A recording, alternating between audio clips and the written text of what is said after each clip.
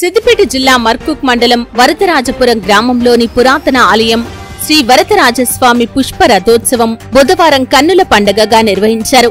శ్రీ వరదరాజస్వామిని దర్శించుకుని పుష్ప రథోత్సవంలో పాల్గొన్న ఎఫ్డీసీ మాజీ chairman Pratap Reddy, DCCB director Battu Anjireddy మాట్లాడుతూ శ్రీ వరదరాజస్వామి కరుణా కటాక్షాలతో అందరూ బాగుండాలని, శ్రీ వరదరాజస్వామి బ్రహ్మోత్సవాల్లో పాల్గొని రథోత్సవాన్ని వీక్షించటం సంతోషంగా ఉందని, స్వామివారి కరుణా కటాక్షాలతో సకాలంలో వర్షాలు కురిసి పండిన పంటలకు గిట్టుబాటు ధర రావాలని స్వామివారిని వేడుకున్నట్లు తెలిపారు. ఈ కార్యక్రమంలో ఆలయ ట్రస్ట్ చైర్మన్ పొద్దుటూరు బాలకృష్ణ, తాజా మాజీ ఎంపీపీ పాండుగౌడ్, మాజీ జెడ్పీటీసీ రామచంద్రం, మాజీ వైస్ ఎంపీపీ మంద బాలరెడ్డి, నాయకులు మ్యాకల కనకయ్య ముదిరాజ్, లక్కాకుల నరేష్, అప్పాల ప్రవీణ్, తుమ్మ కృష్ణ, ఆలయ కమిటీ సభ్యులు, భక్తులు తదితరులు పాల్గొన్నారు.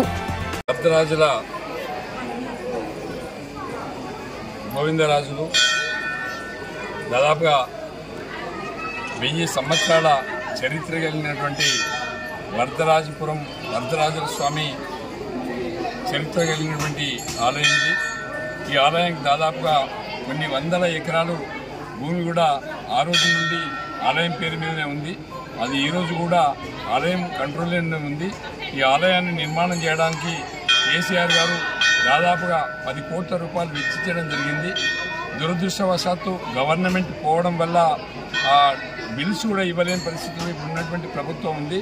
ఆ డబ్బులు కనుక ఇచ్చి ఉంటే ఈ టెంపుల్ పూర్తి స్థాయిలో అయి ఉండేది. మరి ఏదేమైనప్పటికీ కూడా ఇప్పుడున్నటువంటి ప్రభుత్వం మరి ఇవ్వాల్సినటువంటి డబ్బులన్నీ ఇచ్చేసి ఈ గుడిని పూర్తి చేయాలని చెప్పి మేము మనస్ఫూర్తిగా కోరుకుంటున్నాం.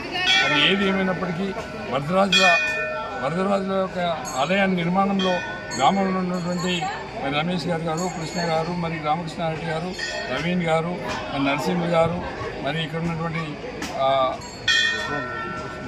నరేష్ అన్న గారు, వీళ్ళందరూ శ్రీనివాస్ గారు, ప్రతి వ్యక్తి కూడా గ్రామంలో ఉండే ప్రతి వ్యక్తి కూడా ఇన్వాల్వ్మెంట్ అయ్యి మరి ఆలయాన్ని పూర్తి చేసుకోవడంలో, ఆలయాన్ని పునర్నిర్మాణం చేసుకోవడంలో పూర్తి సహకారం అందించి ఆలయాన్ని పూర్తి చేసినందుకు ప్రత్యేకంగా వాళ్ళకు భగవంతుడి తరఫున అభినందనలు తెలియజేస్తూ మరి భవిష్యత్తులో కూడా మరి స్వామివారి యొక్క ఆశీస్సులు, దీవెనలు మా అందరిపై మా ఎంపీపీ పాండు గారు, రామచంద్ర గారు, అంజిరెడ్డి గారు, కనకయ్య గారు, మరి బాలరెడ్డి గారు వీళ్ళందరి మీద మరి ఉండాలని చెప్పి మనస్ఫూర్తిగా భగవంతుని ప్రార్థిస్తున్నాం.